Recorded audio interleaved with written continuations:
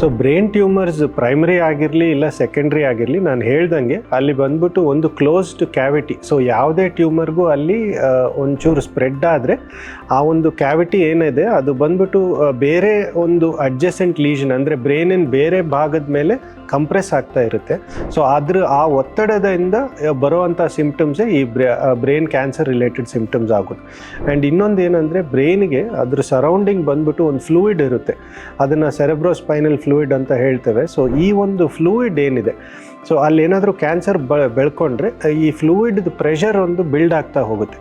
So ಆ pressure build ಆಗೋದ್ರಿಂದನೂ ಒಂದಿಷ್ಟು symptoms ಬರುತ್ತೆ. ಸೊ ಏನಾಗಿರ್ಬೋದು ಈ ಸಿಂಪ್ಟಮ್ಸ್ ಅಂದರೆ, ಈ CSF ಫ್ಲೂಯಿಡ್ದು ಪ್ರೆಷರ್ ಇನ್ಕ್ರೀಸ್ ಆಗೋದ್ರಿಂದ ವಾಮಿಟಿಂಗ್ ಬರ್ಬೋದು, ತುಂಬಾ ಪ್ರೊಫ್ಯೂಸ್ ವಾಮಿಟಿಂಗ್, ಪ್ರೊಜೆಕ್ಟೈಲ್ ವಾಮಿಟಿಂಗ್ ಅಂತ ಹೇಳ್ತೇವೆ.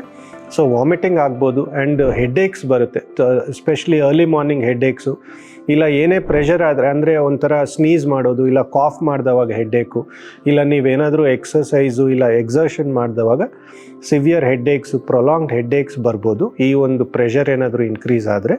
ಅದಲ್ಲದೆ ವಿಜುವಲ್ ಡಿಸ್ಟರ್ಬೆನ್ಸಸ್, ಒಂಥರ ವಿಷನ್ ಒಂಥರ ಮಂಜಾಗಿ ಕಾಣೋದು, ಈ ಥರದ್ದೆಲ್ಲ ಇದ್ರದ್ದೊಂದು ಲಕ್ಷಣ.